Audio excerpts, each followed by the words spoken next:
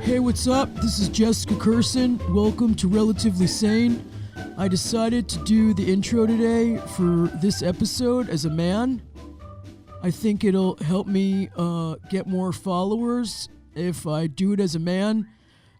So really, thanks so much, guys, for listening and for supporting Relatively Sane.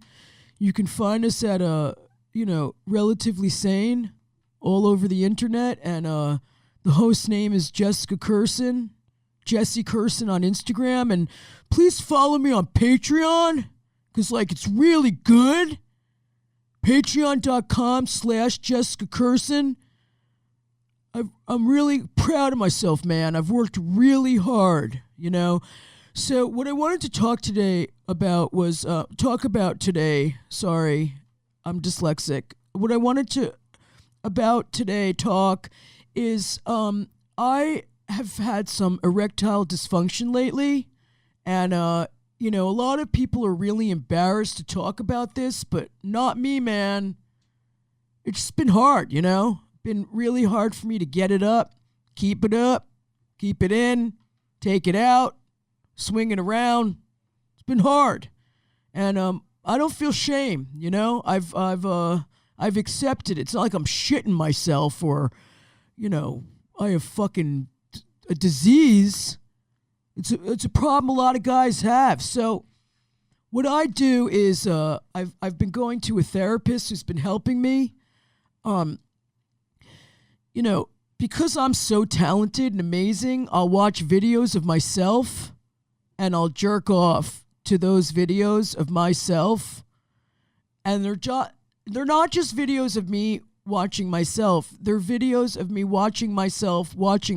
So the video will be taken by someone of me watching myself on a video. And it really turns me on, to see myself, watching myself, watch myself. Because I'm really fucking good at what I do. So, if you can film yourself, watching yourself, and then you could film that and watch yourself, I think you can get hard. And if that doesn't work, just listen. I know this is going to sound really fucked up, but go to the market and buy some. It's really going to be weird for a lot of you, but it works. Go get some fucking organic peanut butter. Because organic is, even though I eat a lot of ass, I get organic peanut butter because it's really good for you. It's important if it's organic. You can't just eat organic ass. You're not going to know which ass is organic and which ass isn't organic. Sorry, that was my dyslexia. So you get organic peanut butter and you fucking take a jar and just fucking put your whole fucking hand in it. And then you jerk off to watching video of yourself jerking off with organic peanut butter, watching yourself jerk off with organic peanut butter on a farm. That'll work. I really hope this has helped a lot of you in your life and you've grown from hearing this and this experience. Again, go to my Patreon because I'm a man and I need you to support me because I can't get hard. Thanks for listening to Relatively Sane. Please welcome Louis J. Gomez. Hi, guys. Welcome to Relatively Sane. I am here with the brilliant, amazing, trailblazer? That's a word I'm going to give you. Nice. I like it. Fearless. It maybe not in real life, but you fears seem that out way there. a lot. Yeah. I know, but you hide it well, which I do too. It's very good. Louis Gomez is here. Louis J. Gomez. I have to correct you. If I correct Joe Rogan, I got to correct you. Did you correct him too? I didn't correct Joey Diaz when he did because Joey feels like your uncle, where he's just like. I know. He seems like he has Alzheimer's. So you don't want to be mean.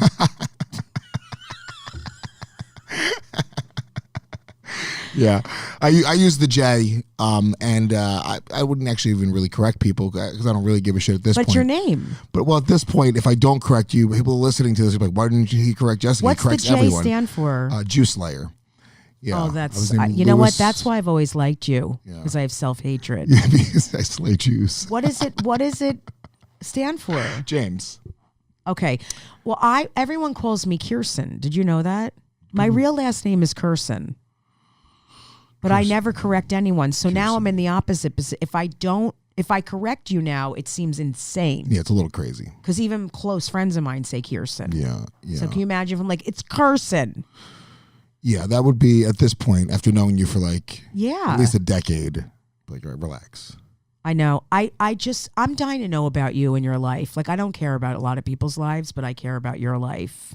Thanks. Where did you grow up? In New York? I grew up like the suburbs, like an hour north of here, Rockland County. Oh, I didn't know that. You've done Levity Live. Yeah. Yeah, my sister works at Levity Live. She still lives there. Oh, that's so interesting. And it's just you and your sister? Yeah, I actually have a half brother and a half sister, but I don't count. Like, I legitimately don't consider them like brothers and sisters, and it's not a knock on them at all. It's just I didn't know them, and like my dad was a fucking Puerto Rican, piece of shit who was just spreading his seed around everywhere, and me and my half brother, my half sister, and my sister, we overlap, so it's like staggered our ages. So my dad was just out there slaying it. Right, I have a half brother and sister, but they're like 17 to 20 years young, 23 years younger than me. Yeah. My mom was being cheated on, and my mom like just she hated that woman, and like we never really considered those kids our brothers and sisters. Are both parents Puerto Rican? No, my mom's Italian Irish. Whoa, that's what my wife is. Okay, yeah. That's an interesting combination. Yeah.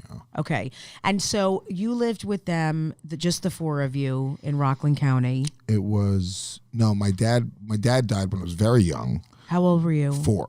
Wow. My dad was stabbed to death when I was 4 years old. He was murdered in Paterson, New Jersey. Yeah. I didn't know that because I knew he was murdered, but I'm from right near Paterson. What was it, like a drug thing? I don't have too much of the story. So he was at a strip club, like late at night, like 3, 4 in the morning. They got into a fight and the guy stabbed him. But yeah, I'm assuming it had something to do with drugs, whatever it was, just some tough guy horse shit. But yeah. I tried to find his killer, and I was going to interview him on my podcast. I thought it was just like an interesting thing to, because he was a kid. It was like a 15-year-old kid. That's my dad was like 23. Fascinating to me. Yeah, he went to jail, but the guy ended up dying a couple of years before I started looking for him. So I was never able to do it. But, just a sort of interesting conversation, because I don't really hold it against the guy because he's a kid, dude. You're a fucking little punk ass kid from Paterson, New Jersey, dude. He was probably dealing with abuse. I don't know. I always say that. You have to assume it, though. Yes. And we have kids, and we were talking about our kids before we got on here. It's like, all these kids, even bad people, dude. They were just a little baby at one point, and their mom didn't read to them or hug them, or they got hit, or they got whatever it is. And it's like that. This is why I'm so vocal about peaceful parenting and about not screaming at or hitting your kids. It's because that's the one thing we can actually do to control the world. It's very practical. I think you can send good people off into the world. I agree with you so much. I can't even tell you. I'm the same way. I believe the same thing.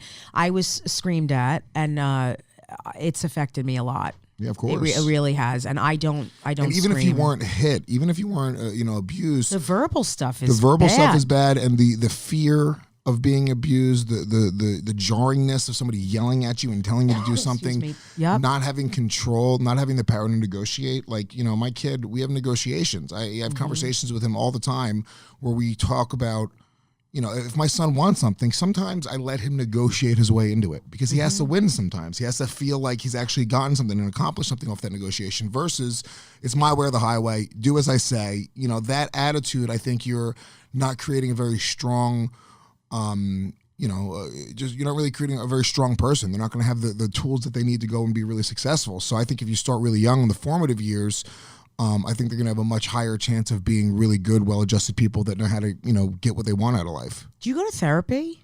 I got to go back. I have been to a lot of therapy. I can tell. Yeah. Like literally the minute I'm listening to you talk and I'm like, he's completely worked on himself and I have evolved. a lot, and I'm still fucking crazy, and I still have anger issues, and I'm still, I got kicked out of a hotel last weekend for being crazy and yelling at a guy. Oh, we're going to get into all of this. Were you anxious and depressed as a kid? I didn't realize I wasn't depressed as a kid because I didn't realize. I became more depressed as an adult thinking back about my childhood because when you're in it, you don't realize exactly how bad it is. Like I didn't realize I was being really abused, like in a really bad way. I didn't realize I was really poor. Like I didn't realize like people. I think about people now. Like I grew up poor. It's like my mom and dad they always had trouble paying the mortgage. I was like, you had a mortgage. The idea of owning property was. I know a lot of people are who you were. I mean, that's much more common. Yeah, 100%. So, yeah, I think. I'm sorry. What was the question you asked? Well, how were you? Like when you say you were abused because your dad wasn't around. So, was it your mom or was it her boyfriends? Like, no. My mom never really had boyfriends, which was weird. My mom, I have no idea what it was, but she just didn't really have like. I think when my dad died, I think it really did affect her in a big way, and she wasn't very open about it. But she didn't really have boyfriends. She was just very angry and abusive, and even as like a little kid would just, opt for violence in a very, very quick way. Being hit with weapons, belts, hangers, whatever it was, closed fists, like, and I remember just being as a little kid, just like remembering when I was a little kid being like, this is wrong. There's no way it's right to actually hit a little kid. How are you hitting, you're supposed to protect your kids. So it just, when I had a kid, it just clicked. I went in the opposite direction. I started reading about peaceful parenting. There was a video on YouTube. But there's a guy named Stefan Molyneux, who I think at this point he's considered like a big like right-wing, alt-right Trump guy, which I don't give a fuck about politics at all. It's like he just made this great video on peaceful parenting, and it really did break down. It was just sort of the introduction to peaceful parenting, and it was a great. I think if anybody. Maybe if they're on the fence, maybe they lose their temper, maybe they spank their kid's hand. But, maybe if you've considered the fact that that's not the way to do it, I say watch that video because I think it will logically break down why you shouldn't. And it's not even, in my opinion, it'll be way harder for me to hit my kid than it is to have a conversation with him. And my son, he's the sweetest kid in the world, and I don't think it's a coincidence. I think my kid is sweet. It's not a coincidence. Because we raised him peacefully and we raised him to be It's a huge thing. I didn't grow up with hitting. I grew up with yelling and da-da-da, but I wasn't hit, thank God. And I don't believe in, and there's a lot of people who still do believe in hitting their kid and punch, anything, just really being violent. And that'll teach them a lesson. I'm like, no, that'll traumatize them. And PTSD is real, and then they're going to probably do it to their fucking kid or their girlfriend or boyfriend, whatever. Of course. Well, then people are like, oh, we have this toxic society where men are so shitty to women. Well, who's doing most of the spanking at home? Yeah. It's a whole generation, of moms who are smacking the shit out of their kids, instilling this violence in them and instilling this fear in them. And then you have sort of this culture of like, I know I have issues with women. Who do you think gave me issues with women? No, I get that. I see through things and accept, like I can understand why people are the way they are, and a lot of people are just so black and white. Well, he's just an asshole or she's a bitch. It's like, well, look at where they came from or what they dealt with. Yeah. You have to look at that. Yeah, in spite of it. Of course. And I fight every day to not be, an angry person, and I look back at some of the shit I dealt with in my childhood, and it's. You sort of feel like there's a sense of, it's a double-edged sword because the reality is it's also why I'm able to be successful today. I don't know that if I had, middle-class lifestyle, it had to be like extreme, and I think that it enables me to, appreciate the journey and the path and how long it's sort of taken to, be where I'm at, and also to appreciate everything. I'm very emotional about money. I'm very I just remember growing up being on welfare, having my mom, bring food stamps to the supermarket, and I'm so embarrassed and it was just so like as a little kid, it's like just the the worst feeling. So I just sort of always had the attitude of like, no, I'm gonna work hard. And I've literally had a job every day since I was 11 years old. I've never not worked. I've always worked for myself. I I was buying my own school clothes when I was like in the 6th grade, 7th grade. I was out of the house when I was 16. See, that's so interesting. I mean, thank God and thank whatever up there that you went the other route. I mean, a lot of people just lay down and they're victims and they blame and they don't move forward. And that's really more, obviously, that's more of the reaction to growing up in an abusive home. Well, I almost did go down a really bad path. I mean, I was stealing a lot. I was doing some, shady shit. Nothing like... I was never like a violent kid. I would get into fights and stuff just because we grew up in poverty, and that's just how you dealt with it, right? Mm-hmm. So like I would get into fights with my best friends. Yeah. Like poor kids, that's the way it worked. Okay, I don't know how it is with kids who are from like middle class or upper class, but me and my buddy James Sacone or Mike Guerrero, I mean literally every one of my friends from like elementary school, middle school, all the Hispanic and poor kids and black kids that I grew up with, we all beat the shit out of each other in a parking lot somewhere. Yeah, the white kids didn't do that where I grew up. No, yeah, they would, they would have a conversation. They would talk to their mom about it. Their parents would maybe get together. They would complain, right? Right. Their parents would They would get together and try to settle the problem for their children. Are you fucking crazy? Me and James Sacone got into probably 10 fistfights as kids. You know what I'm saying? Yeah. Me and Mike Guerrero probably 10 fistfights as kids. You get angry, you're playing a video game, you roll around, that's it. And now that's not acceptable in society. So you can't but that's just sort of, my foundation and how we grew up. How do you feel like you got out of that path? Like, what do you think happened? What was the shifting point for you? Well, there was a couple things, right? So, I mean, there was a couple of we used to steal from the mall pretty regularly. And I never got arrested, luckily. We were just like punk ass kids. We would steal sneakers, and there was like a pizza guy who would give us just sizes. And, every time the pizza guy in the town knows everybody. Mm-hmm. So the guy who owned this pizzeria would get just sizes of sneakers from his friends and just tell us either men's 13, women's 11, and we have to go to Modell's. We'd steal the sneakers, bring them back to him, and he would pay us $20 a pair of sneakers, and he would sell them to his people for $50. Mm-hmm. He was going to pay us $5,000 to blow up the pizzeria so we could collect insurance money. Did you blow it up? No, we didn't. We almost did that. We were very close. We were just stupid kids. We were going to take lighter fluid and put it all over the restaurant, all over the electrical stuff, and just light a match. We were probably going to get killed. It was probably of course stupid. Yeah, we didn't do it. He actually pulled the plug on it. He was like, "Yeah, don't do it." And then you guys were like, well, "Okay." We were going to do it. We straight up bought everything. The shit I almost did and even did growing up. It's a miracle I'm okay. Yeah, I almost robbed a KFC. I was gonna pretend I had a gun in my pocket, I was gonna put a screwdriver in my pocket. Was that for the biscuits or was that? Yeah, for I just the loved. money? I loved the original recipe. Yeah, I know. Yeah, yeah. I do like KFC or Popeyes. What do you say? I don't know. I think KFC. I agree. I don't know. Popeyes is fine. It's good. Yeah. I mean, KFC is the original. Yeah. So it's just, I don't care. I love chicken so much, I would eat it. Yeah. I would just see a live chicken and snap its neck and eat it. I love food so much. I'm joking. I would never do that. I'm Jewish. I would never. Chickens are probably. I don't even kill an ant. The only animal that I could probably, if all the animals that I eat, I think I could kill a chicken. You do? Well, I could never kill an animal. The Bill Patrice bit. It's fucking great. Where he's like, I kill a fish though because I don't got no eyebrows. He just look at you. That's hilarious. I have killed fish. I've gone fishing. I don't know if I've ever actually killed the fish.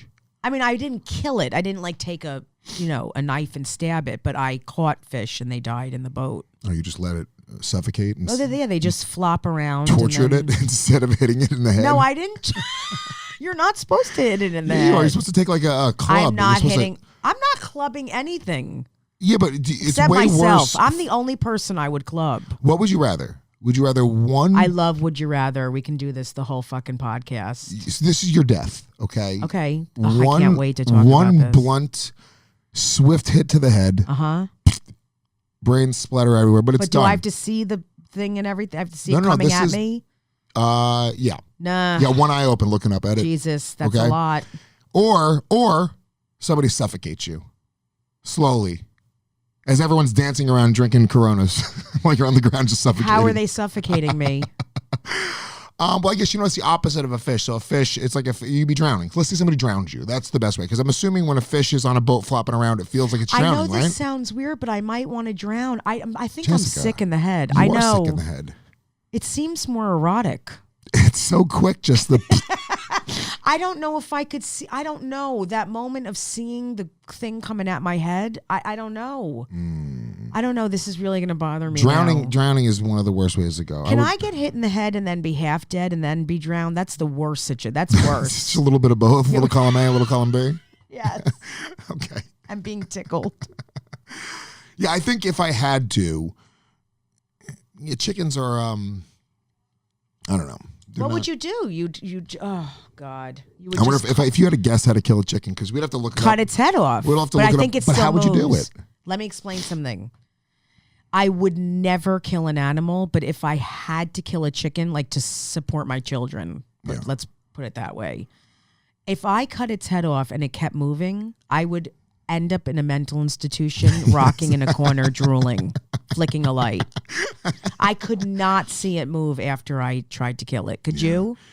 You probably could. I could. I've never killed an animal in my life. I don't even kill bugs, right? Me either. A roach. Roaches deserve death.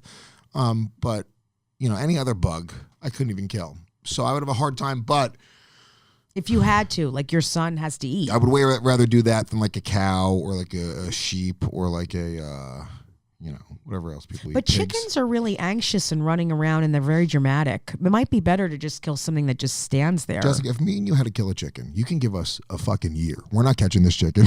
We're not going to hold it in the. We're going to cut our thumb off. I can't even barely with a chicken breast on a plate. I can barely function eating it. I can't barely cut a chicken breast sitting on a plate. I'm not running around a room. I'm not running around a room for a chicken. Whole scene I don't Rocky, care who's it. Yeah. If you can catch a chicken, I mean, me and you are starving to death. We would sooner eat each other before we could catch this chicken. Hold it by its. How do you even do it? It would be two of us. One of us would hold its head. The other one would hold its feet. You understand? I'd be screaming on top. I'd be completely traumatized. Jessica, can we please film a bonus part of this podcast where me and you have to go and catch and kill a live chicken and see if we can do it? Can we catch it? I don't know if we can kill it. Can we just go try to catch a chicken? If we didn't have Google, I mean, what would be the process? So you'd catch it? Yeah. And then one person kills a chicken, right? Because how do you hold its neck in the proper place? Well, do we have to kill it? Can't we just fuck it? Yes. I think that's more humane. I can't kill a chicken. I can't. Yeah. I can't kill. I'm being honest with you. I can't kill. It's like killing a person who's like, please, no, please, no. Like that's a chicken. Whereas someone else is just like, fine, fucking kill me. It's easier to kill that. Like a sheep would be that kind of A cow animal. looks like it has no fear. Yeah. Cow's just sitting there. It's like it's depressed. Yeah. Like, That's why a cow looks like it almost wants to be killed. You know? They do. And they just, please help. Yeah, kill me. Kill me. Yeah. Yeah. Maybe that's what they're saying. Yeah. Slit my throat. What about I can't kill a pig either. Yeah. I just couldn't do it. Well, now aren't they saying like pigs are smarter than dogs? Yeah, they're pigs are smarter than most of the audiences we perform for. Yeah, pigs are smarter than. I think I'd get more response from a group of pigs than an audience sometimes. Yeah, well, you've never been to Tampa. A lot of pigs down there. Good crowds. I have been there, and it's not easy. That's why I'm laughing so hard. So you grew up. So your mom. Then you grew up with your mom and your brother alone. My sister. Your sister alone in the house with your mom. Yeah. And your mom passed, didn't she? Yeah, my mom died when I was like 22. And it was right after I moved to New York. Now, New York and comedy it's what saved me. It's what made me just not go down the path of being a dummy anymore, because I was just, I was starting to sell drugs, but it wasn't real. Like, it sounds worse, right? I wasn't slinging crack on a corner. I was like buying large amounts of weed and bagging it up to my friends and mushrooms. I've sold weed too. Yeah, it's just like that type of stuff. But I was going down a path, and it's just the reality is this: once you start going down whatever path, and you start to see some sort of success. The successes and the positive sides of that path, even if it's like a shady stuff like stealing or selling drugs or whatever it is, starts to become intoxicating. You start to go, oh, this is something that I'm good at, right?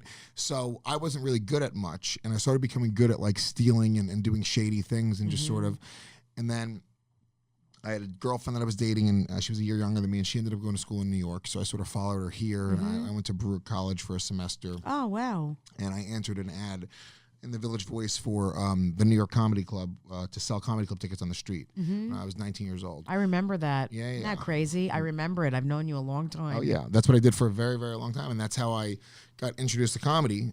But, I was stealing sneakers and selling them for $20 a pop and selling a little bit of weed here and there.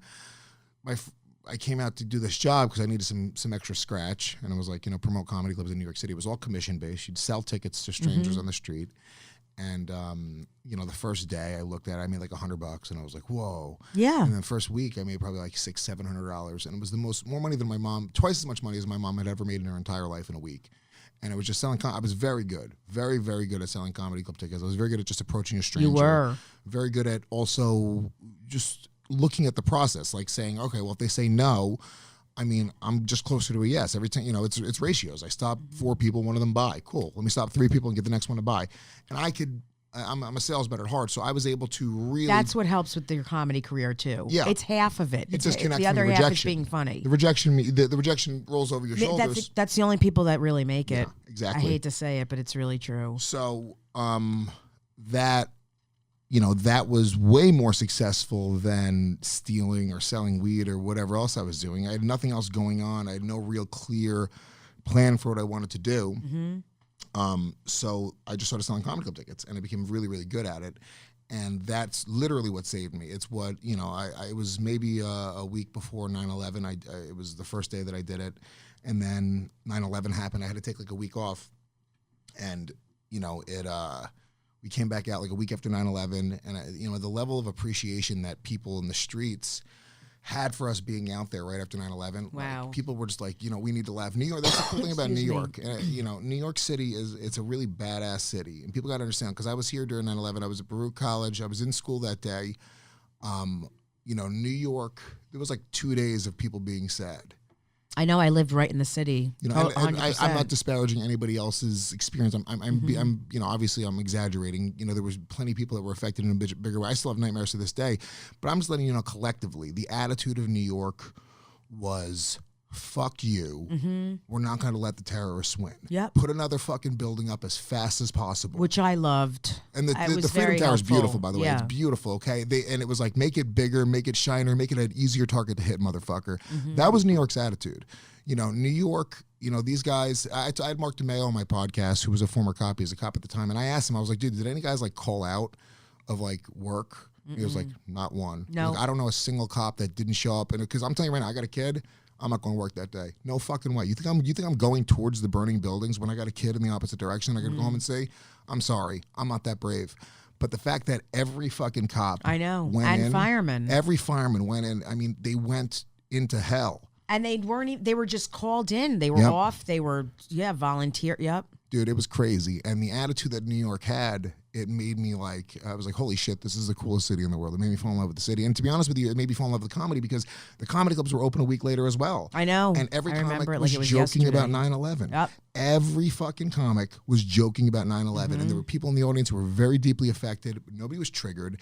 Everyone understood that that was something that needed to be done. I know. This is the foundation of what I see in comedy, right? So people are like, oh, you like to say fucked up shit. It's like, no.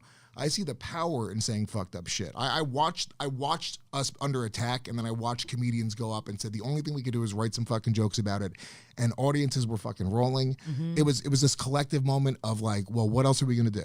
And for me, that was a very powerful time. I don't know that I would have continued down the path of being a comedian, falling in love with comedy the way that I did. It was interesting. So I'm just saying, worth it completely. Yeah. 9/11. Thank God for 9/11, or you wouldn't have kept doing comedy. Thank God for 9/11. comedy. That's what I say. Thank God for 9/11, or I wouldn't be checking the burners and the lot at my front door every night. My horse shit at the New York Comedy Club if it wasn't for 9/11, guys. Thank God. You gave us Louis to all the terrorists. You gave us Louis J. So worth it. Gomez. Yeah. So Louis, you started doing comedy and you feel like it was therapeutic, obviously. Yeah, of course it's therapeutic. Well, with the anger stuff, how do you deal with it? It's very hard for me sometimes when I'm on stage because you said you have anger issues. What gets you the most pissed off? Or what are some things, not just one thing, but... It's not even like anything really gets me pissed off. It's a psychological issue for me. So it's not like, what grinds my gears, the Republicans. Like, no, it's nothing like that. I don't really care enough. Like, I'm a narcissist to a certain degree. So am I. I thought I was until I had a kid. Now, I do... I have extreme empathy for him, and but he's probably the only one. There's nobody else. I get it. I'll step over an old lady that's on fire to just fucking get to the subway on time. Are you kidding me? But no, you wouldn't. You're a very good person at heart. Maybe, Jessica. You are. But I'm saying, like with people, there's things that people do that make me fucking insane. Like, that's what gets me angry. Like passive aggressive people. Yeah. There's certain things that get me really angry. Or in the audience, if someone does something like goes wrap it up with their finger, or you're not fun, I can really. Oh, I'll lash out too. I hate that I do that sometimes. Yeah. Me too. I mean, I wish I was more clever. I wish that I wish that I didn't just scream loudly. 9 out of 10 times it works. 1 out of 10 times the club is like, "What is wrong with you?" I mean, that woman is going to have a lawsuit against us. Well, you said you had a thing happen the other day. What happened? I'll give you the long story short because I don't want to bore you with the details. But no, it's interesting to me that you got kicked out of a hotel. Yeah, I was smoking. Essentially, I wasn't smoking weed in there. I rolled weed in the room, went outside to smoke it. But also, when I went to go outside to smoke, I ordered a sandwich. And I was kind of an asshole to the chick at the bar, and I was an asshole to the guy at the front because I forgot my card. I was sort of, and then I think they just like smelled weed on me. They were like, "What is this? We're going to kick him out of this hotel." So they followed me up to the room, and they're like, "You're smoking weed in here?" And I was like, "I'm not." And me and the guy started cursing each other out. And then he went downstairs, and then I went to go tell the manager on him, like he's the problem. It's just fucking crazy. They're like, "Sir, you got to go now." It was a little bit nuts. So do you feel bad after that? Do you wish you reacted differently? Like, what goes through your head? I do wish that I reacted differently.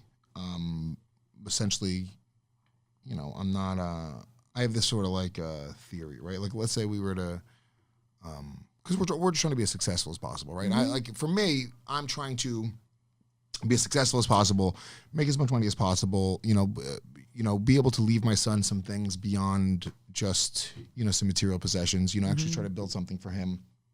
I think I know that's not how I should act. Like, if we could step outside of our bodies and give ourselves advice, we know I would never be like, "Dude, come here. Go fucking freak out on the manager of the hotel right now. This is the best move right now for you to be as successful as possible. This is it. This is going to really help you in your career and your life." It's never the path, right? And I know that. And it's hard to step outside of myself sometimes. That's where when the rage kicks in and I feel justified for whatever it is, I will just go bigger and bigger and bigger and bigger. And that's for my mom. That was my mom completely. My mom my mom was like a crazy heroin addict, female Larry David, where it's like she would just like she would take something the wrong way, and then that would be that. And she'd be, over the top. I watched my mom. So she was an addict. Yeah, but I didn't even know that until I was. Of course you don't know that. Way older. I didn't, my mom had a heroin problem. I didn't realize that until I was like 12 or 13 years old. Yeah, you don't know it when you're a kid, and then you realize it and you start learning about it, and you're like, "Oh boy." Yeah. So she never got sober? She did get she didn't get sober. She was on methadone, which that's how I found out what it was, because I figured out what methadone was when I was a teenager, and she'd been taking it since I was a kid. So it all sort of was like, oh shit. She was like essentially taking legal heroin at night every night in her bed. So, and then when that's what she died. She died of a heroin overdose, but it was essentially she committed suicide through heroin. She was trying to kill herself with heroin. Yeah, it's really. Well, I'm just the interesting thing is you're talking about all this stuff. I lately have been hearing a lot about that, unfortunately, with people with heroin and different things that they're, purposely ODing, or they're ODing by mistake, or whatever it is. I've dealt with addiction for my whole life since I can remember. And it's to be the child of that is really, like, I didn't know if you ever went to Al-Anon or did any of that work to understand, like, were you able to have compassion with her with the addiction stuff, or is it? I am now. Yeah. As I'm older, but yeah, it was hurtful at the time, I really wasn't able to like understand or like know better to not make her feel guilty because of the darkness. Of course. So yeah, as I've gotten older, but it's too late now. Yeah. That's why I tell people, I'm like, dude, I haven't talked to my mom in years. Like, just go do it, idiot. Do it. Fix it. I feel the same way, because you never know. I've had sudden death in my life, and you never know ever, obviously, when something could happen. Yeah. And it's really hard if you don't process certain things. Mm-hmm. But there are ways of dealing with it when the person passes. There are ways of processing that stuff. Ouija board. Yeah, Seance. you can also take heroin, and that will help you. Yeah, it's true. I can also see her on the other side. Turn on the doors. You can go talk to her. This is the end. See, what I'm impressed with you is that you turned it all around and did something opposite than what you grew up with, which is very much how I am as a parent. I do a lot of things that I wanted that I didn't get and it really makes me feel good. I also go into action a lot, which it sounds like you do. You don't lay down and go, poor me, poor me, poor me, I'm a victim. You've taken action, which is a really good lesson for people to hear on this podcast. Well, yeah, I think you've built a huge business. Yeah, a few of them. Tell people what you've done. It's really interesting. So yeah, I mean, I own a podcast network called Gas Digital Network, and it's very popular. We have our own platform. We have a few million listens a week collectively between all of our shows. Amazing. And I host 3 of my own podcasts per week. I run a great comedy festival called Skanks, which you've been a part of, and you're going to be a part of again this year. We have our own ad sales company that was sort of born from the ashes of Gas Digital, and we started selling ads off our network. So we work with another dozen brands off network. Merch company, podcastmerch.com. And we do studio rentals. We're about to launch our own studios in Los Angeles as well as New York. So we do podcast studio rentals. Podcasting for all is the concept there. And we're going to expand out to ideally 4 cities by the end of 2021.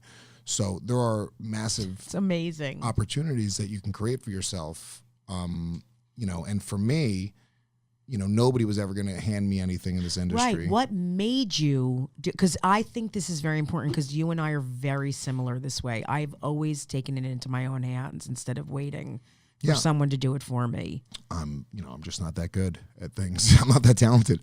I think that I have to hustle because nobody was ever like, that's the guy. And they were like, me either. I mean, I'm talking like I never went on the road with people. I never really opened for people. I never really was just handed a weekly spot where you can just come in every week and do that. It was like everything was just like such a hustle that eventually, once again, I started finding some success in certain paths, and I'm also way better creatively when I work for myself. So, with art or comedy specifically, it's like we have to constantly, we're constantly compromising what we think is funny, whether we know it or not, right? So we're trying to work within the industry, or we have an agent or a manager, we're working for this club, Essie's in the room, whoever, another comic there that you look up to is sort of like, other comics that you hate are there, and they look, oh, I can't bomb today. Whatever it is, you got to do the Tonight Show. But it's constantly shifting and compromising the parameters, right? And you're constantly having to kind of like fit yourself into this thing. And for me, if I'm thinking about it and I'm overthinking, I'm not just reacting, I'm not going to be my funniest. For me, I have to not really have many restrictions or parameters, and then I get to take those chances. And once you take and then you say a lot of stupid stuff. I bomb a lot. I'll have those things that don't, it doesn't always work out. But I think that I'm way better creatively because I don't have the same type of restrictions that a lot of my peers have. Yes. They do. I mean, really, we are told a lot what we shouldn't say, don't do this. The more I've kind of just been free with it and said whatever I want to say and not restricted myself, the more I've gotten a fan base. And I know. I didn't get into this to have a boss. No, I didn't either. If you would have told me even when I started, like, that there was going to be a world where it's like, you really got to watch what you're going to say. This wouldn't have been why. I would have said, no, I'm not getting into comedy. That sucks. I'll do something else. This was a punk rock, fucking badass, cavalier type of lifestyle, and everybody was from a different perspective. Everybody had a different background, but it was like everyone sort of had this thing in comedy, which was you could be rich, you could be from poverty, whatever it is, but it was sort of like, people kind of lifted their middle fingers up to the traditional path in comedy. And I feel like we're moving further and further away from that, and it's more like, it just feels more like a job for the young comics that are coming out now. And it feels like it's a little bit more difficult to navigate. So yeah, that's sort of where that all came from. I just wanted to, I'm just not lazy. And once I started getting certain success, I just kind of kept on going down those paths. I mean, it's very admirable because a lot of people, look, if you're listening, a lot of people that are very talented go nowhere because they don't have that business sense and that drive. And you do. You're one of very few people that has created what you have. Yeah. I mean, you've created the whole thing. Well, comedy, it is a business. We're comedians. If you, if you step outside of yourself, Jessica, Kirson, damn it. Jessica Kirson, the business, it's a separate business that it needs to be managed. It needs to be cultivated. But a lot of people don't see it like that. And you have to, once again, step outside of yourself, right? So, and you can be Jessica Kirson. You got to be kidding me. Kirson. Yeah. And now I'm overthinking the way to say it. It's Kirson. No, I'm joking. It's Kirson. No, it's Kirson. But like you almost have to, step outside of yourself and navigate for yourself. Because if you're just emotional and you're just the artist at all times, 100% at all times, I think that you're not always going to necessarily make the right business decision. Yes. Because they're counterintuitive sometimes. So yeah, that side of it, I just like working for myself. I don't like Plus, having you have a a boss. group of people that you really connect with and create with. Yeah. That work for you. Well, and I'm a with collaborator you. as well, so Right, I, which is great. For me, I think that's like everyone's got their own little superpower. Mine is working well with people and getting the best out of the people that I work with. Yeah, I'm the so same I have, way. whether it's producers, other comedians that I work with and I'm collaborating with. I've, my ad sales team. I mean, I work directly with everybody it's a net of a few hundred people at this point, and we have a pretty large fan base. So I think that's probably huge the thing. And do you know that I didn't even tell you this? I told Jay, but I did the DC Improv, and a group of guys were there with Legions of Skanks T-shirts on, came to see me, and I was like, "This is amazing that these guys came to see a female comic, and they're all wearing your." No, I love your fans because they really get comedy. They're the best fans in the world, and they've been following my stuff, which is like. Have. Not everyone does that. You're great. You're easy to follow. Thank you. But the reality is this: the cool part about the fan base is that even though they look weird, they got beards, they're big guys, they got black T-shirts, they look like they're going to Ozfest or whatever. They look like me without a beard. They look like Jessica. And if I don't get waxed every week, I will have a beard, just so you know. So, but they are also the most supportive fan base in the world, and we talk about comedy in we romanticize it. That's the one thing about like me, Dave, and Jay. Even though we say crazy things and say every word under the sun, right? With stand-up comedy and sort of what we do, we have such an appreciation for it, and we talk about it in such a way that like our fan base, they go to comedy clubs, they tip more than other people. Yeah, they're great. They're more attentive. They don't heckle. If somebody else is heckling, they're the first people to be like, "Shut the fuck up," They also understand the process of a young comic starting off and not, being in the place where they can kill the same way a guy like Big J or like you can. You know what I'm saying? Like, they see some of these young bucks come on my podcast and they're like, oh shit, well, you know what? That person's been doing comedy for a couple of years, but they see something and they go, oh, there's a reason that everybody likes them. And there's also something very sort of like punk rock about like being there before anybody else is. And that's why I think Skankfest is really successful as well, because it feels like amazing. This underground festival where you're like, what's going on? Like, if you're in the know, you're in the know, and the people that go are like, this is the greatest time they'll ever have. And then from the outside, people are like, what the fuck is that? That looks scary. I don't want to be a part of that. Yeah. But with each year, we grow in such an amazing way. And when people come and see that fan base, that's the beautiful part. Like, watching the guys we fuck girls who we had like a beef with. They hated us because we were so like anti-feminist. We're not anti-feminist. I think I'm a feminist. I think I just treat everyone equally. But the problem is when you call a woman an asshole, she's like, you hate women. It's like, no. I'm calling you an asshole because you're being an asshole. I know. People I'm an read asshole. into it. They label you. I know. So, but to have those girls come out and like now for the second year in a row, like this year they're like, oh, we really want to do it as guys we fuck, because they came last year and just did stand up and they saw the fan base who they were kind of like going out there wincing, like, are they going to like be shitty to us? Are they going to heckle us? I mean, these guys are so fucking supportive. They are. I mean, I have to be honest. I was a little nervous. I'm like, I don't know how this is going to go. They're really big comedy fans. They're really hard. Like, meaning they know what's funny. They know what isn't. They want to laugh though. It's a dance with comedy. I know. That's it. A bad it. Comedy audience. If you guys want to know, if you're like, why is it packed here? But this audience kind of sucks. It's probably a room that was papered. Probably a room that didn't really want to be there. They won free tickets. They're whatever it is. They're not there for that person. But when you go see an audience who wants to be there and is pumped to be there, spend hard-earned money. 62% of our audience at Skankfest comes in from out of town. This is their vacation. This is their entire vacation for the year. And I'm going to be there in Houston. Yeah, in Houston, March 27th to 29th. And that, I think, is what you're getting is this, it's really a dance. And if they want to dance and they want to put, you know this. If you're in the mood to giggle and laugh with your friends, you're just in a giggly mood, you're just going to laugh. It's like, it's a laugh track, right? So the more the people are wanting to laugh and they're around you, it's like the Impractical Jokers. You watch Sal and those guys in the Impractical Jokers. It's like, dude, all they're doing is just sort of letting you know when to laugh. And it's just sort of, it gets you giggly and you're like, it's kind of addictive. And that, I think, is when you go to Skankfest, everyone kills. Everyone's like, God damn it, dude. Every fucking show, whether you're a young buck who nobody's heard of or you're like one of the headliners, You murder. Clean. I mean, we had Gaffigan a couple years ago. One of the cleanest comics in the world. Yeah, they don't care about that. They're very smart with comedy. Yeah. They're really good audiences. Yeah. So what is your, like, I know you want to keep building your businesses. You want to, are you looking to, like, personally, would you like to settle down, marry someone? You want more children? Like, what is your, or you don't know? I don't want any more kids. You don't want one of mine? I'll take I have so many. I don't even know what their names are. No, one's enough for me right now. I mean, maybe later on in life.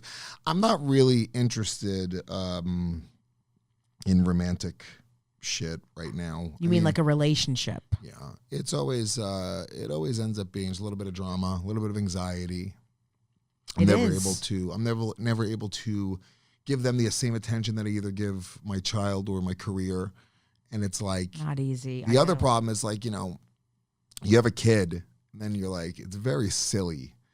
Like, people that are in love, it's just kind of silly to me, where it's like they're holding hands and they're skipping down the street, and it's like, do you even fucking have you ever skipped down the street with someone holding hands? No, I haven't. I don't think I ever have, unless it was like one of my gay male friends and we were going to a club and on ecstasy. Yeah. Yeah, I don't understand that whole being so happy. I mean, yeah, a week or two, a month, it's really great. And then it just ends up being, there's drama. It's a countdown to when you guys are going to either fall out of love or break up, or it's a countdown to, like, destruction. Now, I think in the positive side, I think you can really, you know, have some sort of fulfillment. And maybe I just haven't had that since I've had my kid. Maybe I haven't had, like, and I did a couple girls, and I was in love with my last girlfriend, but it just pales in comparison to what you feel for your kid. It does. And it's really hard to take it super seriously, especially when the problems come in, and I go, like, this isn't what I have with my kid. Like, my kid, you'd have to, you know, for me not to see my kid, you'd have to kill me. You know what I'm saying? And also, it's like, why add extra stress to your life when you have, and I have never had love for anything like I've had for my children. I never thought I would say that. I never even thought I'd have kids. Yeah. But when my kids, you know, I was with Zoe the other day, my 13-year-old, and she's hugging me and kissing me and crawling on me and, like, laying on, I was like, this is heaven. Yeah. There's nothing more, you know, when my 4-year-old I would love Isabella, a 13-year-old girl hugging me, kissing me, crawling. It does sound like heaven. You're right. It is heaven. No, not in that way. No, I'm kidding. She's really pretty. But, now I'm going to kill you and I'm going to vomit. What about a 4-year-old? Oh, my God. Is that too young? For a little bit too young. Okay. My 4-year-old will do it. I love you, Mama. Have good shows. Like, she just said that to me when I left. How cute is that? Aww. You know? My son, he's at an age now, too, where, because, you know, I do really dirty comedy, and, you know, I had to like answer for that at one point. It's not just like telling jokes where they're like worked out and it's like, well, it's a craft. It's like, no, me and Big J jerked each other off with fleshlights one time. It's just, you know, it's just out there. It's holy shit. Can I be on that show the next you time? Can. And I'm going to have a conversation with my kid one day. Yeah. So, you know, I did talk to him recently because he heard, like, I was like listening to a podcast clip or something that one of my producers sent me, and he heard me curse. He's like, Dad, you use a, you know, dirty word. And I was like, James, well, you know, that's what Dad does. I was like, I use really dirty words when I tell jokes. I was like, I do adult comedy, and, you know, most comedy's for adults, but I do really, really adult comedy. So now that it's what he says, he's like, my dad does adult comedy. Like, not just adult comedy, really, really I love the comedy. way they say things. Yeah. It is so funny. It's so cute, yeah. It is. I mean, the relationship thing is also hard when you're, I don't know, if I were a straight male comic and on the road and doing all this, boy, oh boy, I don't know if I would settle down. I don't know. Thank you so much to all of my Patreon members for supporting the podcast. All right, hold up. Could you take a little off the P's? You're hitting them too hard. Not action. Thank you so much to all of my Patreon members for supporting the podcast. Hold on. Now you're whispering Patreon. Is there a reason you're whispering? Well, you said to take the P. Somewhere in the middle. Okay. You ready? Action. Thank you so much to all of my Patreon member. Now you got to pause. For those of you who don't know, Patreon members, is that okay? It was perfect. Why'd you stop? Oh, okay. Patreon members. Cut. Let's go back to the beginning. Thank you and action. Thank you so much to all my Patreon members for supporting the podcast. For those of you who don't know, Patreon members get early access to the podcast ad-free episodes, and access to monthly live streams where we talk more about... All right, let's take it back to the beginning. That was perfect. Do it exactly like that. I just did it well, though, Except but why are you finish it this starting time. over? Thank you so much to all of my patron... Cut. Why are you screaming? Because I'm just trying to get through this. Action. Thank you so much to all of my... Action. Thank you so much to all of my Patreon members. For those of you who don't know, Patreon members get early access to the podcast. Perfect. Keep going. There's so many P's. Keep going. Keep going. Ad-free episodes. You could cut this out, right? For those of you who don't know, Patreon members get early access to the podcast, ad-free episodes, and access to monthly live streams where we talk more about being relatively sane. Hold up. Did we agree on monthly live streams? Yes, you told me I should do them because it'll get more members. I don't know how to do a monthly live stream. Don't you just talk in your phone? We'll figure it out. Come on, let's get through this. We have to go. We should speed this up. All right. Thank you so much to all my Patreon members for supporting this podcast. For those of you who don't know, Patreon members get early access to the podcast, ad-free episodes, and access to monthly live streams. We don't know what that is, but whatever, where we talk about being relatively sane. If you want to join our fantastic community that is so corny, go to patreon.com/Jessica Kirson. That's patreon.com/Jessica Kirson. That's Patreon. I think you said patriot.com. Go to patreon.com/Jessica Kirson. That's patreon.com/Jessica Kirson. Patreon.com/Jessica Kirson. Thanks again. And cut. That's a wrap. Ugh. It's I really, like being single. Yeah, I would assume. I mean, why wouldn't you? Yeah, I like being single. I like not feeling the guilt of, even if it's not fucking around, even if it's just like, the text message, because it's hard to avoid that. So, cute chick is in your inbox and you're like, oh, hey, just to have that feeling of, you want to feel hot again, baby. You know what I'm saying? Like, I still got it, and I think you need that to, so it's a great, like Patrice, I don't know where he said it, but that like concept of sort of like women fall for us because we hunt and we hunt them and they like that, that whatever that is about us being like, and then when they have us, they don't want us to hunt anymore. But it's like, then you're not going to be attracted to us anymore. It's like you want still.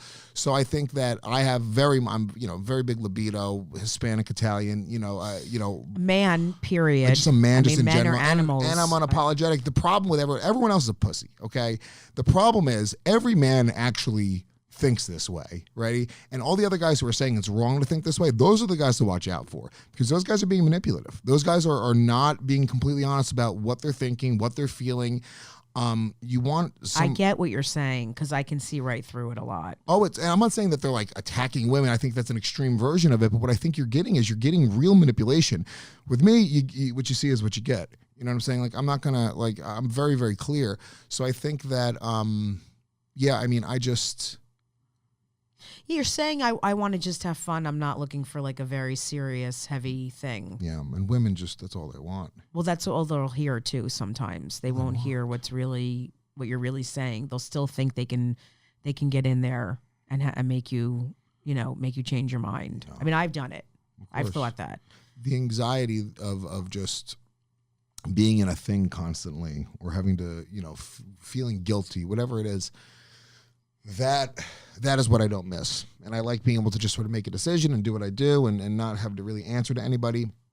Once again, I don't have a job. I can't have a job. I can't even work for fucking, comedy clubs or, I do, but it's like, it's different. I mean, most of the time I do door deals because I work under my own parameters, It's like I just, so even with like a girlfriend, I end up sort of being subservient as well, and I weirdly fall in line, like maybe because I didn't have a good mom, and I sort of almost like fall in line. I bow down a little bit too much, and then it's like this weird dynamic. It's so interesting what you just said, because I've talked about in therapy for years that I am so powerful on stage and in my business. Like, I don't give a fuck, Mm-hmm. But in relationships, I get very weak a lot. Yeah. And I allow things that I wouldn't allow other people to, it's really interesting. Yeah. And it could be with a friend, it could be with a family member, a partner. I become like my therapist once said to me, you're like Oliver, like you're begging for food. It's like you become pathetic. And I said, thank you for saying that. It helped me, because I am pathetic. I'm being pathetic. Yeah, I think maybe it's because you're similar to me in the sense that you sort of have You want to be in control. You're your own boss. You have a powerful presence. And then I think that maybe because of that, you and I can only see things in terms of that dynamic. One person has to be powerful. One person has to be weak. And then, we're all day long, we're powerful. We're putting on that front, even though we're not, even though we're fucking crying inside or whatever else is going on in our fucking lives. Exactly. Then we go home, we go, fine, I get to be weak. Fine, I'll be, I'll be submissive to you. So, but I think the reality is like, this is, I don't even really agree with this.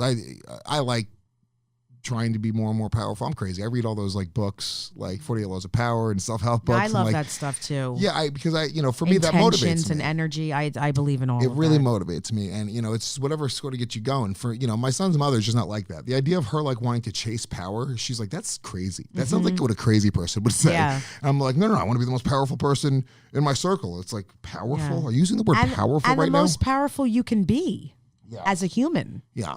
It's crazy. It's keep a little rising. It's a little crazy, but I think that I need to sort of have that attitude in order to be successful. In this business, you do. Yeah. You do. You need to think big, be powerful, fake it until you make it. You got to do all that shit. Yeah. And it's why you have all this stuff going on in success, because you've taken action. And even when you get knocked down, you get right back up and do it again. And you have to have this like undeniable belief in this intangible thing that doesn't exist, right? So we're chasing this, whatever it is, right? When you sit down and you write a script, and I haven't written a script in a while. I've sort of given up on the idea that anyone's going to buy a script from me. But when you sit down, you're literally going like, I'm about to put minimum 6 months in to really like a pilot, really to make it work and to collaborate with a friend and meet, 3 times a week to do this. Minimum 6 months. So I've taken a year. I've taken 2 years to write a script, Yeah. And it is to do that and have the motivation to really put you're all into it, because there's nobody paying you to do it for the most part. We're not fucking, these guys. And there are, people get paid to just write scripts. But like, that's not what happens there. We're literally taking a blind shot. You have to have a real belief in your ability, and that some people have it, some people don't. Some people can say it's a salesman thing in me, right? So for me, it's like sales is like creating money from thin air. It's this intangible thing. It's like I'm using my words in order to put money into a bank account, and then I love that idea. It's like a game. If you really think about it, there's a series of words that I could say to you right now, just right now. There's a series of words that I can say to you to where I can move money out of your pocket and into my bank account right now. That's a little game in life. And that's the way that I sort of look at this business and everything that I do, is I'm playing this game, and my pieces really are my words, because I don't fucking lay bricks. I don't build houses. I just speak.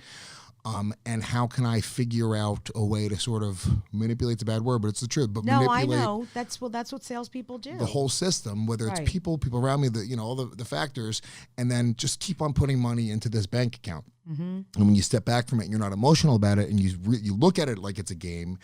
I mean, this is the way that people become billionaires. I know being like not being emotional is very important. Yeah, very, because if I reacted to every single thing I deal with every day in this business or in my life, or I wouldn't be able to function. Well, powerful people don't react like that. You don't see them get emotional. You say she's even keeled. Cool. Good day, bad day.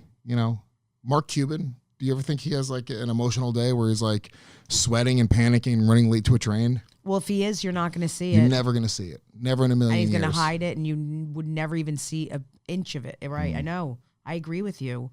I actually think you're a very sensitive, loving, romantic person.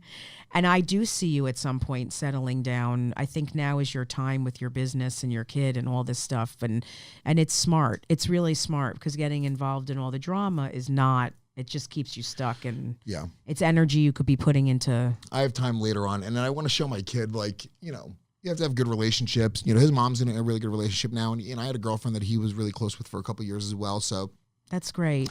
He's very adjusted there. He sees a lot of, it's a different lifestyle. We're co-parenting. Oh, excuse me, I'm burping. Oh, that's okay. I just farted. Drank whiskey last night. Oh, shit. Oh, I didn't drink whiskey, but I ate a lot of cheese. Yeah. I love the silence that just happened. Yeah. It's so good. I would have let it happen even longer, but I think some people are so filled with fear that they would have thought that like the podcast ended suddenly or something horrible happened. I think people are afraid, especially like podcasting, they're afraid of silence, and they just want to like fill the time, fill the air with whatever. I think it makes for a better audio experience sometimes when you just pause, take a moment. I think it might be good to try it one time where there's really long pauses and see who will stick in there. It's a sales technique, by the way. If you want to know, like statistics, you can look at the statistics. What they tell salespeople is like, so when they go to close you, like the final line, right? And they go, so you're going to buy this car. It's going to be, $26,500. It's got all this, that, the other, blah, blah, blah, blah. What do you think? Now, the next person to speak loses. There's like a moment there where it's like the salesperson's trained to literally go, what do you think? Now, a bad salesperson is going to just take that pause. You're not going to say anything. And then they're going to go, and remember, you're going to get this and that and the other. And they're going to keep on just talking themselves. That salesperson's lost. That's how you can tell if you have a good or a bad salesperson in front of you. In that moment when they ask you for the money, they specifically say, well, what do you think? Do you want to do this? Take the moment. Don't speak. Let them start speaking again. If they do, they're weak, and you can take them for whatever you want. That's interesting. Any person who's done sales, you're right. They know you sit there and let that person give you a rebuttal or a rejection, or they give you a rejection, and then you bring it right back around, rebut, bring it right back to logic. What do you think again? It's good technique, and bad salespeople speak way too much. The person speaking more is the person who. Well, they seem desperate too. That's the person being sold. Whoever's speaking more is being sold. They're desperate. They're trying to get their ideas across. So that doesn't work with a stand-up at all when someone seems insecure and desperate. Like there's people who hold their arm, they like hunch over, they look so insecure. I'm like, you can say anything. You can say the most brilliant thing on earth and not one person's going to be with you because you look frightened. Yeah. So true. Yeah, and it's a sensitive art. So with stand-up, it's like you project this energy onto the crowd. If you're in a mood, whatever it is, you're in your own head, it's like shaves off half the energy off the set. It's so true. So especially somebody like you or me who you're such an incredible performer that it's like you fill the room with your energy and they feed off of that. And it's such a massive part of what comedy is. I think in New York, people are afraid to perform. New York is like the Dave Attell, like you got to just, blah, blah, blah, blah, blah. I've never laughed at that once. Yeah. I always say there's two kind of comics. There's takers and there's givers. And I only laugh at people that give. Yeah. You gotta. Meaning I know they're there. They're there to really it completely make people laugh. Yeah. No matter what their style is. I can tell who's there for that. And I can tell who's there to get jerked off and fill their own hole. Yeah. Well, I think there's people like you who you project that onto the crowd and they feel it and then they go like, oh shit, this is an experience, And to be honest with you, I think that's going to be the future of comedy as well. I do too. Is the difference between that live experience, and even me, I'm starting to ramp up my live show a little bit more. I'm thinking about what can I do to, create differentiators in that experience. Me too. Just because, the freedom that we have on the internet is very quickly going away. Very, very quickly.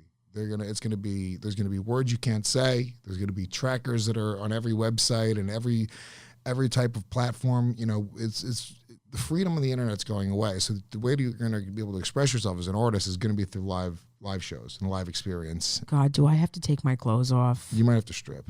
I don't know if I'll do that. You have to get naked. You have to kill a live chicken on stage. Can I just sing? Yes. Do I have to?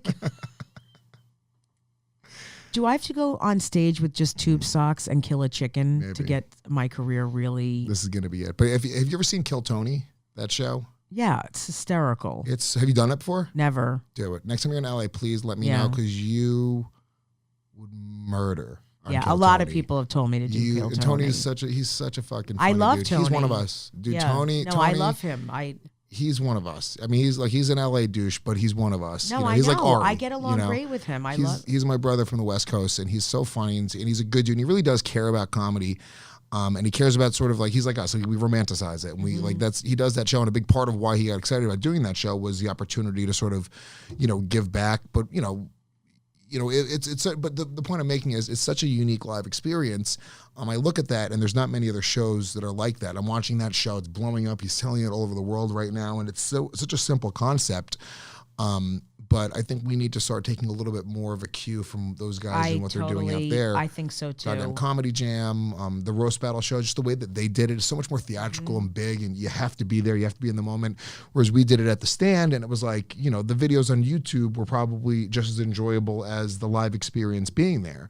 But you go to the roast battle at the Comedy Store, like they couldn't capture what was going on. They tried to do it on Comedy Central with the wave and like it's like they're like, what the fuck's, why are these guys jumping around like that?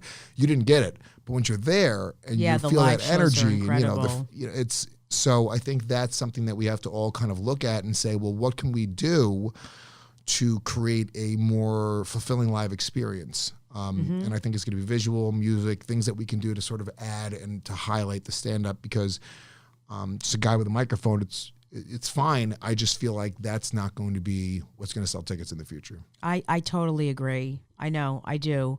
I've been learning like a lot of gymnastics moves, and I'm learning how to play the harp. You know, like different things that I can do. I'm gonna bring out live Bengal tigers. And I'm gonna do a whole show. Yeah, that's good. At the end, I mean, I know this won't be great for your kid, but if you can have one of them eat you, he'll be set for life. I know, it's true. Seriously, you got to just. Is who was it, Roy or Siegfried that got eaten? I don't know. They're both the same to me. Yeah. Well, one of them got eaten by their tiger. Well, which one's what? No one knows which one. It's true. The only people that would know are the ones who are in the audience or gay men that cruise a lot. Doesn't it suck that like that it was just right before cell phones were around, so like nobody has cell phone footage of Siegfried or Roy being eaten by his tiger? Someone has to have footage of that. No, I watched the whole documentary on it. They did a comeback like years later, and they brought him out. They like put him back together, and he like wobbled out. And he fucking like pet the lion. Everyone like cried. It was awful. It was awful. Everyone just watched it to see if the tiger was going to attack it again. Said lion. Whatever it was. Like it's all the same thing. The Himalayan, someone took giant cat away from me. Yeah. The gorilla. I don't trust any of these animals. No, I don't either. I don't trust people. So I'm so grateful that you came to do this, because you're an icon in the podcast community, of course, obviously, and in New York, and people just, and I just want to say before we wrap this up, I was at the Stand the other night, and I was eating chicken, of course, that I had just killed. Slaughtered. And I literally was eating a roasted chicken while it's hysterical. And I was looking through the glass at you filming your live podcast, because you can see through in the room at the Stand Comedy Club in New York City. And I was like, he is fucking amazing. Like, you were going around the audience giving people tastes of something you were eating. What were you eating that you were giving to I didn't have it. Usually I pour whiskey into their mouths as we blast metal music and we just get them going, try to hype them up for the show. Yeah, it was unbelievable. I didn't have a bottle of whiskey, so I just started giving them pieces of my duck, I think. Okay, who would do that? He was going around with a fork giving fans, his audience members, and they were like, and I don't hear anything. So I'm just watching the whole thing, and I'm like, it was so, I didn't know if there was like a group of people who were like in a wheelchair and you had to feed them. Yeah. I didn't know if you were taking care of a group, like they came for a discount. But I couldn't believe that you were doing that, and you were going, whoa, whoa, and just like clapping and getting everyone pumped. And it was, the energy that you gave out. You got to make them remember No, you don't have to. You're very smart to do that. Yeah, well, the reality is look, you can love me or hate me, whatever it is. I just know that I will make sure that people are going to remember that I was in the room with them anytime. It was very smart. Yeah, it gets me into trouble a lot. I say the stupidest thing because I'll say this, the first thing that comes to my mind sometimes. But I just always make sure if somebody hates me, that's an emotional connection, right? In sales, you're looking for emotional triggers. I always bring it back to sales, right? So we're looking for emotional triggers in sales, right? So if I'm selling you a car, I'm talking about your daughters, I'm talking about your kids, how you want to drive them to college in this car, safety airbags, got everything. Oh, we got Sirius XM, got all the kids channels. That's because I know that you're emotional. That's a parent's emotional trigger. Simple as that, right? So you're looking for that. And if somebody hates me, I've already done the hardest part, which is connect with them emotionally, right? They're like, I fucking hate that guy. I want to watch him fucking die. That person is way easier to turn into a fan than a person that forgets me and that never thinks about me and never says anything. Because that guy will probably get what the people that like me get. he'll understand it eventually, because I am a tough pill to swallow. I am abrasive, right? But most of the time, that's the story. People are like, dude, I hated him at first, and then all of a sudden, out of nowhere, I was like, why isn't Lewis on this podcast? It'd be so much better. So I just sort of have that theory that, you know, you want to be memorable and you want to create a moment. And I just try to do that every time I'm on a podcast, on stage, in a meeting, and whatever it is, you know. Well, that's true. They say when you go in to pitch a show that you should be funny the second you walk in the room. You should say something or do something to get their attention. Like Ozzy Osbourne, you bit the head off the bat. Yeah. You just do it with a chicken. You show up every meeting with a chicken. Excuse me. I'm going to do that now. I'm going to bite the head off of a chicken. That's going to be my opener. I pitched the show with David Tell, and I watched him just make everyone in the room laugh, and it's such that's a visceral reaction that people you can't. It's so real. Like everything else, everyone shakes hands at a meeting. Everyone's like, oh, and it's like he was just whatever it was. He was just on. He was just like boom, boom, boom, boom, and I watched him. It was almost like he was knocking down bowling pins. Like just went boom, boom, boom, boom, boom. Got them all to laugh, and then he went, "Here's business." Blah, blah, blah, blah, blah, blah, blah. So another smart. laugh. Here's business. It was really. I do that too. Really cool. I have to say, I do that when I go into a I'm pitch nervous meeting. as fuck. I can't make people laugh at a pitch meeting. The more you do it, the more, well, fuck it. Who cares? You're doing it all yourself anyway. Where can people find you? Can you give them the handles to your stuff? Yeah, I got a special out. Louis J. Gomez presents Louis J. Gomez. Available at Louis J. Gomez presents LouisJGomez.com. I love that so much. Tour dates everywhere. I'm going all over the place. Me and Kurt Metzger, who are really good friends. I love Kurt He actually so worked much. the first day I sold Comedy Club tickets. He worked that same exact day, same exact corner. That's how we became friends. And then he, went off and became one of the most brilliant joke writers in the world. Yeah, he really is. So we're doing a tour together right now, co-headlining all over the country. And I'm on social media, Gomez Comedy on Instagram, Louis J. Gomez on Twitter, and I got a bunch of podcasts, Legion of Skanks, Realize Podcasts, I Believe You Me, all available, gasdigitalnetwork.com. Yeah, you guys start following Louis if you don't already. Excuse me, I'm so sorry. I have SARS. No, I have this tickle in my throat. It might be a feather, but something has been making me cough for weeks. It's so annoying.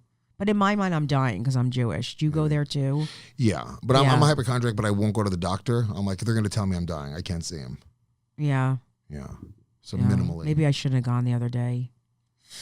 All right. So I really appreciate you coming. I love you. I admire you. And thank you so much for doing this. Thank you so much, Jessica. You're the best. You know how much I look up to you and have looked up to you forever. Thank you. You know, when I always say this, it's like, it's when good people, understand what we do and appreciate it and talk about it and are vocal. And, people like you come out and do our festival and you come out and do our shows. It goes such a long way because people love to, broad stroke everyone and sort of paint people in a certain light. And then it's like, well, no, Jessica Kirson wouldn't be hanging out with bad people. You know what I'm saying? Kirson. I don't hang out with bad people. Jessica Kirson would. It doesn't matter. Jessica Kirson would never. Yeah, it's really like Kirson, like I'm cursing at you. Got it. Now I'll never forget it. I know. That's so salesy. It's Kirson, like cursing at you. But you should say that to everyone. I don't care, really. I just need to get through the day. I don't. I really. No, I love you. I love your podcast. I love getting people going and riled up. Yeah. And, the people that perform at the festival are comics. They're all it's family. The best of the best. The festival is also, we do have a few tickets left. Skankfest.net is the website. We have everybody. Bobby Kelly's going to be there. Jim Norton. A ton of people. Florentine. Bonnie's coming. Voss is coming. Tom Green's going to be there. Kill Tony. Goddamn Comedy Jam. All the Legion of Skanks. Jessica's coming. Awesome. Yamanika is going to be there. Joe List, Mark Norman, Dan Soder. It's the best comics. Tim Dillon, Shane Gillis. Literally the best of the best. There's nobody... Yeah. There's not another comedy festival like it, and it's a party. It's not like when you go to JFL, you buy a ticket for a theater show, and then you see another show here. No, this is one big party. One big party, 3 stages. We have an outdoor stage in Houston this year. Wow. Outdoor tent, fenced in. It's going to be really cool. Air condition? The outdoor one? Probably not, but it's March. So it's gonna be Don't put me on that one. Oh, okay. All right, fine. It's not summer. Summertime would be a problem. Okay. Yeah, I forgot that it's in March. All right. I love you, and I will talk to you, and thank you so much for doing this. Love you too, babe.